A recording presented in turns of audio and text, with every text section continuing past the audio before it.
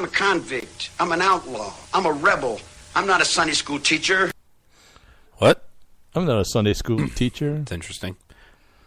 Never said you were, Charles Manson. Hey, we got to... All right, so which state produces 2/3 of America's iron ore? We had some guesses. Oh, we had a ton of guesses. Approximately 50 unique guesses. 50? About 50 or 57? About 57. Barack Obama jumped in with 7 extra states. We had a couple people. Colorado, Wyoming, Ohio, Michigan, Minnesota. One of those are right. One of them is right. Yeah. So Florida, Kentucky, no. Rhode Island, nope. California, nope. New York. It is Minnesota. Minnesota, wow. 2/3. That's nuts. Right. Michigan, I think, is second or third. Iron mining in the United States produced 42.5 million metric tons of iron ore in 2015, worth $3.8 billion. Wow. In 1 year. That's a lot of iron, buddy. It is a lot of iron. That's what my brother-in-law does. He's an engineer on an ore ship, and he ships taconite pellets all over the Great Lakes. Wow. He picks it up in Minnesota and takes it to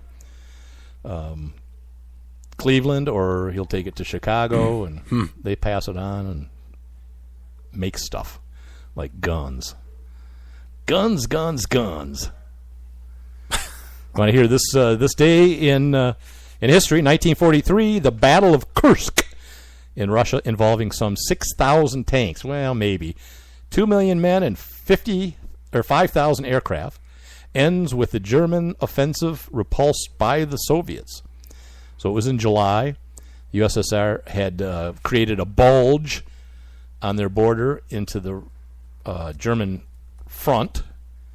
The Germans' attack began on the 5th with 38 divisions, nearly half of which were armored. They began moving from the south and the north, trying to do a pincer movement.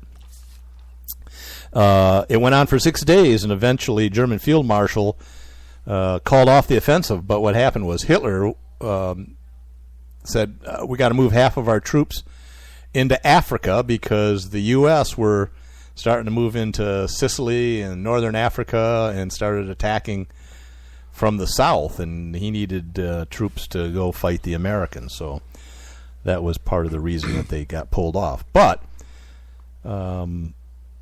nasty battle, but apparently the actual battle, they think, pitted only about 300 German tanks against about 800 Soviet armored vehicles.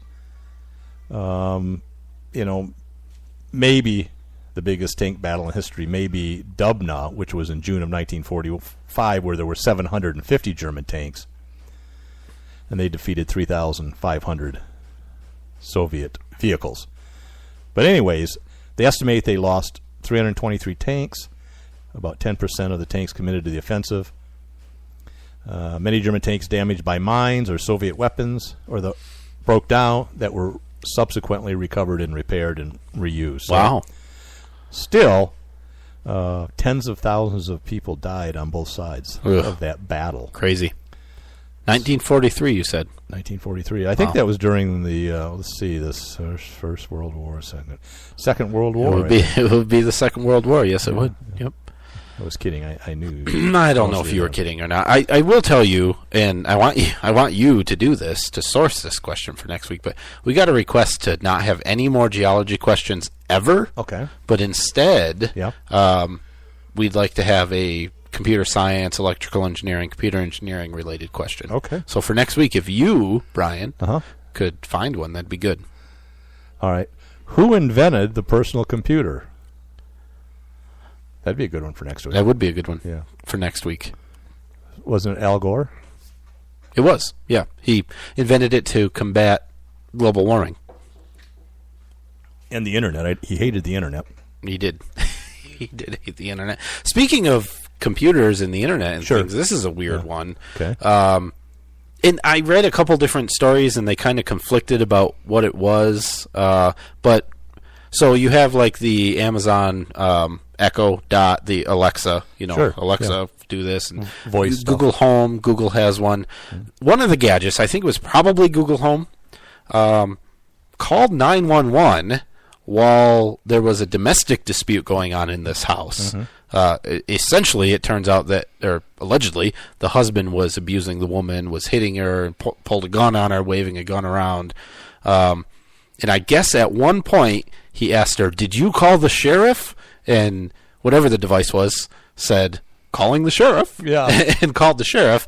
And, dispatch or whatever heard stuff going on, and him yelling, saying he's going to shoot her. I can't believe you called the police. I'm going to kill you. Yeah. All of this stuff. And the sheriff didn't show up. Actually, a SWAT team showed up, and a standoff ensued with the guy that had a gun for. Was he a nice guy? For a while. Was he? Well, I don't know. Yeah, I assume he wasn't a nice guy if he was abusing this woman, but he was a convicted felon, so he illegally was possessing the gun. Oh. But this is weird, though.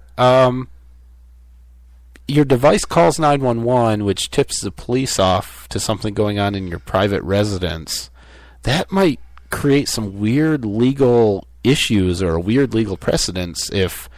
Because, for example, the Echo Dot is always listening, right? So if this is admitted, which I assume it will be, that's not too far off from, well, then we can get anything that it hears by chance. It's interesting. I don't know. How do you feel about it? Well, I think it's scary. Especially if you're doing something like smoking medical marijuana and the device, somehow... through some programming, they're doing an illegal activity and calls the police and they show up and I don't know. Well, so okay, I guess I missed the important part. Allegedly, when the guy said, "Did you call the sheriff?" it heard "call the sheriff" and took it as a command. Right. It didn't sense that there was domestic abuse. I see. But the technology could get there. Absolutely. Yeah, absolutely. Yeah. I don't know. And it's interesting. On one hand, it would be great if you had a device where if there was danger, it could call the police. Like for elderly, if it could somehow... I've fallen and I can't get up. But without them having to press a button or something, right? Something like that. Well, but that's the good stuff. Technology has good stuff and there's bad stuff. Yeah. Really interesting. Because the outcome seems good, right? The dude was beating his girlfriend. Yeah, you should probably stop doing that. It's really interesting. Also in Michigan, we're on a Michigan run here. That last one was not Michigan. No, that wasn't, but... I didn't have this in the right spot then. All right, we have to start the show over again. put this above that. Well, welcome to At Odds. It's Thursday, July 13th. We had a case, and it made national news, and it was about a Muslim female doctor that was performing female genital mutilations either in her office or at home or something like that. And got caught, and they're charging her and stuff. So the legislator had to rush something through, and they signed into law last Tuesday that makes female genital mutilation a felony punished by up to 15 years in prison. Now, what was it before? Was it okay to mutilate little girls' genitalia? Did they have no law or crime that they could charge someone with? Well, so here's the debate: is religious freedom? What does mutilation mean? Yeah, I don't know. Circumcision on a boy? Yep. Is that mutilation? It's genital mutilation. In my opinion, sure it is. Okay, right. So that's why you say female genital mutilation. Mutilation is a bad thing, right? Certainly sounds like a bad thing. Especially with the genitals. Yeah, you don't want that. I'd rather have an earlobe mutilated over my genitals. I would think so, but yeah, I don't know what it was before. Yeah, it was. That's what I'm saying. It was because I think she was charged. She was charged, right? It's a hate crime. I mean, what? It's like a hate crime to me. I mean, it's this. We got to create this new law because we couldn't prosecute you already for murder. So if you kill somebody and you hated him for it, we have additional charges on top of that. We just couldn't sentence you hard enough. Is what it is. That's right. We really want to punish you and sentence you. I don't know. It's a weird one to me because I definitely was it a don't religious argument? Yes. So, I mean, the same thing could be said for circumcision, right? And we allow that to happen. Yep. And some would argue for religious purposes. Certainly, the Jews. Yeah. Right. Yep. And others did it because they didn't want little boys playing with themselves, so they circumcised them to reduce the pleasure. That was one of the things, calling it a medical thing. So they're finding out more and more about foreskin. Yeah, sure. I mean, but there certainly have been arguments that it's more healthy and that there is some scientific reason for doing it. Whether you believe it or not, I'm just saying there are arguments. I don't know that they have the same arguments for what this case was about with females. In the female, it's not just like a circumcision of the clitoris. It varies. Sometimes they don't just cut the foreskin off the hood of that. They'll take the whole thing off, or they'll sew the girls up, and all this kind of stuff. So that can vary on how far they go. So I think I'm done with that one. Yeah, I just wanted to bring up the point of all of a sudden we have to have a law about that. I mean, wasn't there something against the law? Well, I thought the doctor was charged. I don't know what the outcome what they charged with it. Yeah, right, I don't know. It hasn't gone to trial yet. Yeah, I don't know. So, moving on to something really interesting. You love pita. I love pita bread. Yep. But PETA, the organization, horrible. Absolutely horrible. Spelled different. Spelled differently. One vowel makes all the difference. It does. People for the ethical treatment of animals, which they're not. If you take the E away and replace it with the I, that's a vowel movement. A vowel movement? Nah, that's hilarious. So back in 2015, I think we might have talked about this last year. We did. There was a British photographer, David Slater. He went to Indonesia in 2011 with his camera, and a monkey of some sort. Some primate of some sort. Primate, monkey. I'm going to say monkey because it's easy. Took his camera and took some selfies with the camera. It was not an ape, I think. Doesn't matter. It matters to the apes. Took some selfies with the camera.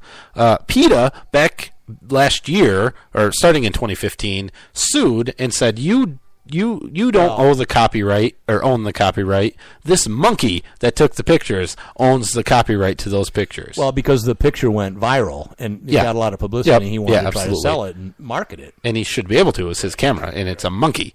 So back then, the court said, no, you have no standing. You can't represent a monkey. Why should you, PETA, be the one that gets to represent the monkey? Well, for some reason, this is coming back up into court. And just recently, 3-judge panel in San Francisco is starting to ask questions and is thinking about taking another look at this case about whether this guy who owns the camera actually has copyright, or if a monkey can have copyright. Well, it's Court of Appeals. It went to the Court of Appeals, and so they're looking at it to see if they overturn the federal judge's ruling. Which why? How could? I would think that when copyright law, I mean, it's in the Constitution, right? I don't think anybody intended monkeys or any animal other than a human being to own copyrights. I mean, can they have patents? And PETA wants to be able to manage the proceeds for the benefit of this monkey. Well, it's a ridiculous argument. It's absolutely ridiculous. I mean, once you start granting rights to animals, then it's over. Well, we've got Planet of the Apes. I mean, rights like this, I certainly think that like a dog has the right to not be left in a hot car. But only because people decide that. I don't know that the dog actually has a right. We recognize that. What's the difference? Well, there is a difference. What's the difference? I should be able to do what I want with my dog. I should be able to do what I want with you. No. But people decide I can't. I'm a people. Yeah, right. I don't think there's any difference. Okay, then the monkey owns the copyright. No, that's the difference you're saying. No. Monkey doesn't own the copyright. Yeah. Monkeys can't own copyrights. And I mean, to make it worse, PETA doesn't get to appoint themselves as the monkey's like spokesman. Yeah. And who gets the money from all the proceeds? Well, PETA was going to manage it. It would probably go into a trust or something. I see. And that's what I said. They want to manage the money for the benefit of that monkey, which means they'll just use it to further their organization because they think they exist to benefit that monkey. And by helping other monkeys, they're helping. I hate them. I hate PETA.